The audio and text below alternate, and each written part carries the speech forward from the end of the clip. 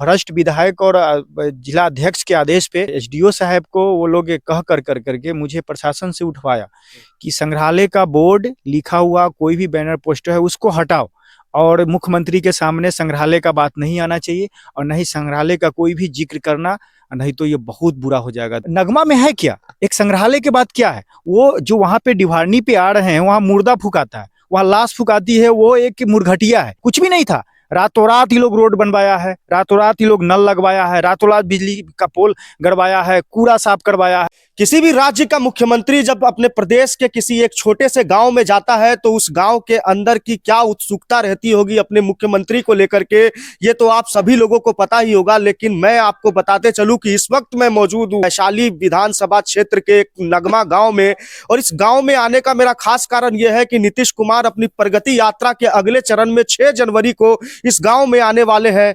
यूं तो नीतीश कुमार जी का इस गांव से पुराना लगाव रहा है और पहले भी वो इस गांव में आते जाते रहे हैं। और इस वैशाली विधानसभा के बारे में आपको बता दूं कि वैशाली लोकसभा सीट के अंदर आने वाला यह विधानसभा क्षेत्र अपने आप में काफी अनूठा है, क्योंकि यहाँ पर भगवान जो बुद्ध है उनकी कर्मस्थली, भगवान महावीर की जो स्थली, उसके अलावा आम्रपाली और कई सारे इतिहास के धरोहर अपने अंदर समेटे हुआ यह वैशाली विधानसभा का क्षेत्र। और यहाँ के बारे में कहा जाता है, नगमा गांव के बारे में, कि इस गांव के अगल बगल में किसी काल भगवान बुद्ध से संबंधित चीजें यहाँ पे काफी फेमस है। और पूरी दुनिया का सबसे पहला डेमोक्रेटिक कंट्री, मतलब कि सबसे पहले लोकतंत्र की स्थापना इस वैशाली से हुई थी। ऐसे में यहाँ पर इसी गांव के रहने वाले एक चितरंजन पटेल जो शख्स है, जो पिछले 10 सालों से अनवरत लगातार जो है एक आंदोलन कर रहे हैं और एक मुहिम पे है। और मुहिम की जब आप बात सुनेंगे तो कहीं ना कहीं आप भी अपना माथा पकड़ लेंगे कि इतनी बेशकीमती चीज होने के बावजूद भी सरकार के अलावा उनके अधिकारियों की नजर इस नगमा संग्रहालय पर क्यों नहीं गई। इस टाइम जब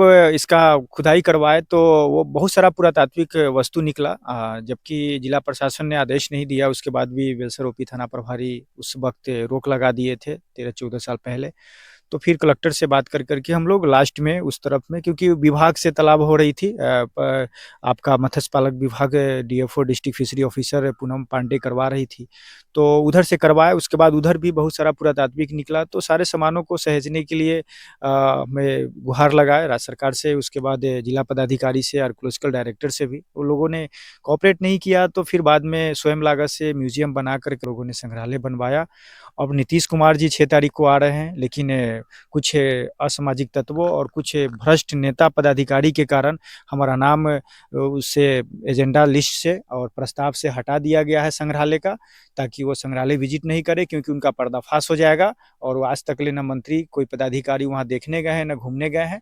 और संग्रहालय का इसी तरह से एक जैसे जिम्मेनामा के आधार पे मैं खुद अपना खर्च कर कर करके उस संग्रहालय को स्थापित किया हूँ और अभी भी चला रहा हूँ। सारा मेंटेनेंस, सारा हर चीज़ मैं खुद करवाता हूँ। तमाम धरोहर को समेट करके रखते हैं, और जैसे ही उनको ये पता लगता है कि मुख्यमंत्री नीतीश कुमार उनके गांव में आते हैं तो वो भी ये सोचने लगते हैं कि मुख्यमंत्री के जेहन में जब ये जानकारी जाएगी कि इतने बड़े अवशेष जो है बौद्ध काल के, पाषाण काल के अवशेष जो है मुख्यमंत्री के नजर में जाएगा, तो कहीं ना कहीं इस नगमा संग्रहालय का विकास हो पाएगा।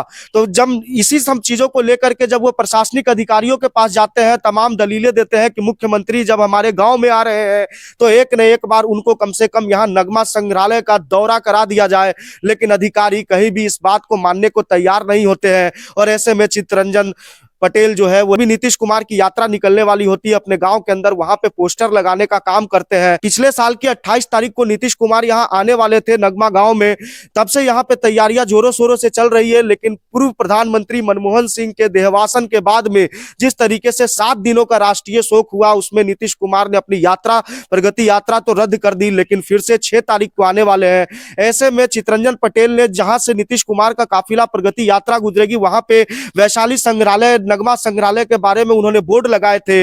लेकिन जैसा कि इन्होंने बताया कि इनको उठा करके प्रशासन द्वारा ले दिया जाता है और इन्हें धमकी दी जाती है कि किसी भी कीमत पे नीतीश कुमार जी को ये बात पता नहीं लगनी चाहिए और आप अपने बैनर पोस्टर जो आपने रास्ते में लगाए हैं उसे है हटवा लेने का काम करें। सुनने में आया कि आप इससे पहले जो यात्रा पर आने वाले थे नीतीश कुमार, तो आपने पोस्टर लगवाए थे, तो आपको प्रशासन द्वारा बुला करके ये कहा गया। देखिए, वहाँ पे बहुत सारा विधायक, कार्यकर्ता, पार्टी अध्यक्ष और विधायक का लगा हुआ था। वहाँ पे बहुत सारा संगीतकार का भी ऐड के लिए लगा हुआ था, जीविका का भी बैनर पोस्टर लगा हुआ था, बहुत सारा एनजीओ का, बहुत सारा कंपनी, बहुत सारा प्रोपराइटर का भी लगा हुआ था वहाँ पे।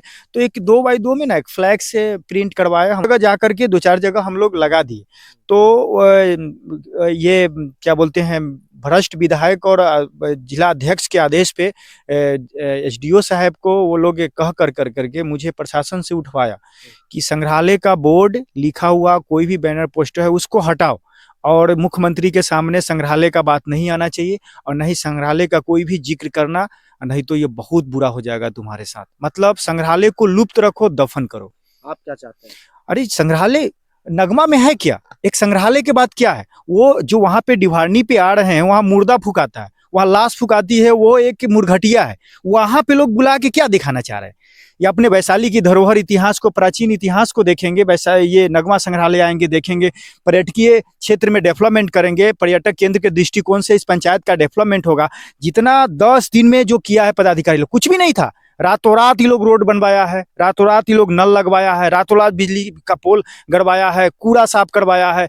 अब जो 10 दिन में ये लोग काम करवाया है, तो पर्यटकीय क्षेत्र में जब वो संग्रहालय डेवलप होगी, जब पर्यटक लोग आएंगे, तो देश में मुद्रास्फीति बढ़ेगी, कहीं ना कहीं हमारा पंचायत का डेवलपमेंट होगा, हमेशा फंडिंग होगी, और हमारा पंचायत हर महीना में उतना डेवलप हो जाएगा।